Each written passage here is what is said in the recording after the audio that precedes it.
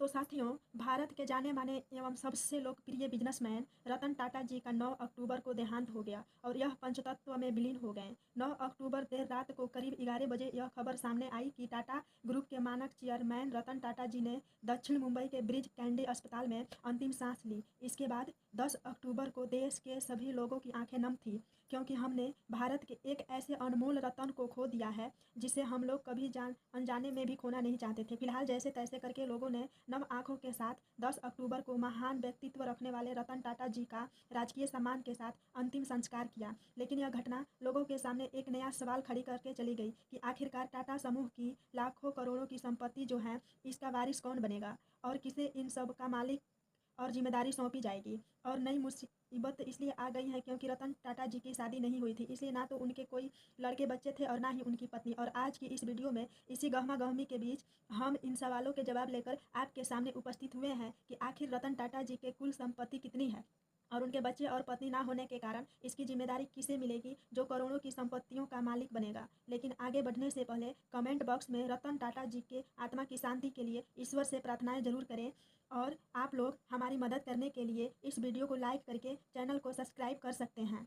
दरअसल भारत में और दुनिया भर में कई उद्योगपति ऐसे हैं जिनका व्यापार देश विदेशों में फैला हुआ है, जो कि अरबपति हैं और दुनिया के टॉप अमीर लोगों की लिस्ट में उनका नाम गिना जाता है। लेकिन आपको जानकर हैरानी हो कि रतन टाटा जी की भले ही अरबपति में की बजाय करोड़पति में ही गिनी जाती है, लेकिन दुनिया में शायद ही कोई ऐसा व्यक्ति होगा जिनकी लोकप्रियता रतन टाटा के बराबर होगी।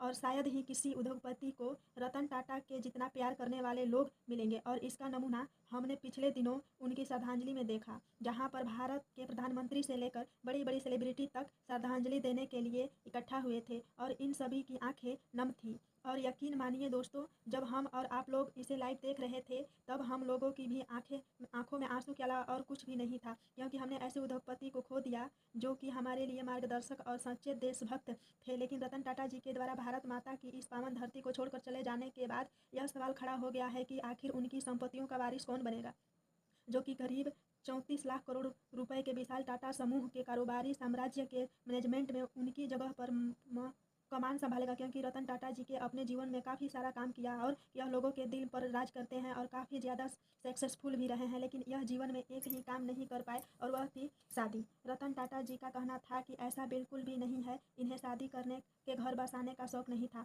बल्कि यह भी अपने परिवार को आगे बढ़ाना चाहते थे। और इन्हें जीवन में लगभग 4 बार प्यार भी हुआ था, लेकिन किसी कारण बस इनकी शादी नहीं हो पाई, जिसके कारण तमाम लोग अलग अलग तरीके से कई लोगों की अटकलें लगा रहे हैं जो कि टाटा समूह की संपत्ति के मालिक बनेंगे और उनकी कमान संभालेंगे। लेकिन सच्चाई तो यह है कि रतन टाटा जी ने अपनी रिटायरमेंट के बाद साल 2017 में, यानी कि आज से लगभग 5 साल पहले यही यह प्लान बना लिया था कि उनके ना रहने के बाद टाटा समूह का वारिस कौन बनेगा।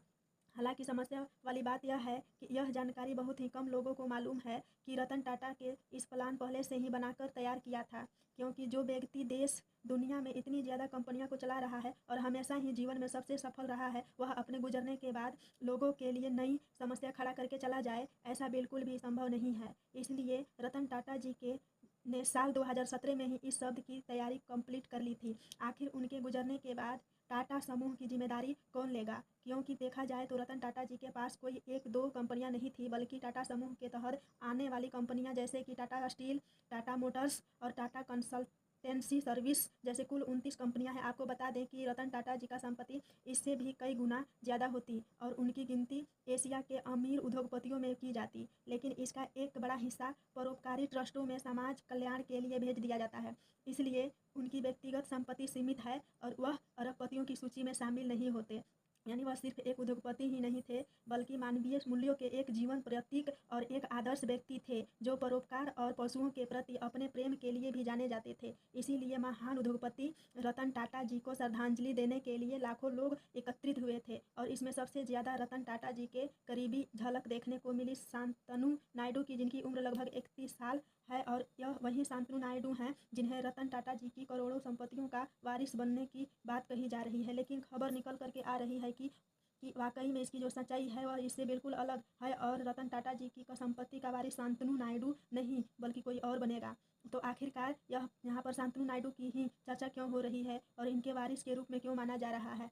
तो इसके लिए आपको बता दें कि टाटा ट्रस्ट के युवा जनरल मैनेजर शांतनु नायडू को रतन टाटा ने अपना सबसे करीबी मित्र माना है और इनके साथ अपने बेटे जैसा व्यवहार किया है। और यह रतन टाटा जी के इतने करीबी थे कि इनसे ज़्यादा गहराई से रतन टाटा जी को कोई और नहीं जानता था। हालांकि रतन टाटा जी ने नायडू जी को वारिस होने का कोई भी लिखित प्रमाण नहीं छोड़ा है। यहाँ पर केवल लोगों के द्वारा अटकलें लगाई जा रही है कि शांतनु नायडू को इसका वारिस होना चाहिए, क्योंकि टाटा समूह की आर्थिक विरासत को यह बहुत आगे ले जा सकता है। फिलहाल यह लोगों के द्वारा कयास लगाए जा रहे हैं, लेकिन इसकी जो सच्चाई है वह यह है कि टाटा ग्रुप में रतन टाटा जी के रहते हुए पहले ही उत्तराधिकारी की योजना तैयार कर ली थी। इसीलिए रतन टाटा जी के परमिशन से एन चंद्रशेखर 2017 से होल्डिंग कंपनी टाटा सन्स के अध्यक्ष के रूप में काम कर रहे हैं और इनके परिवार के अन्य सदस्य व्यवसाय के अलग अलग जिम्मेदारियों को निभा रहे हैं।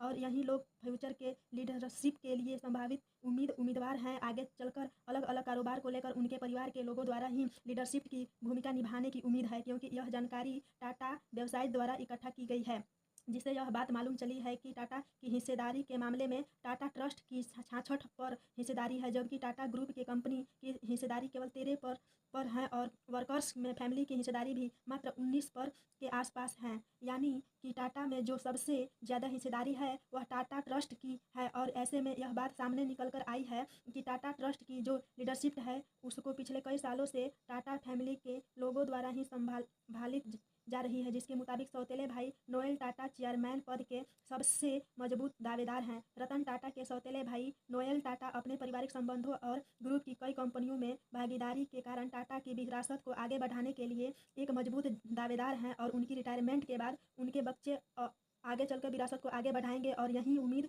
पूरी तरह से ठीक साबित हो रही हैं। और आप लोग रतन टाटा जी को कमेंट बॉक्स में श्रद्धांजलि देकर इनके गुजरने के बावजूद भी पल को यादगार बनाएं, क्योंकि हमने भारत के एक अनमोल रतन को खो दिया है। और सही जानकारी लोगों तक पहुंचाने के लिए वीडियो को एक लाइक करके अपने मित्रों तक शेयर जरूर करें।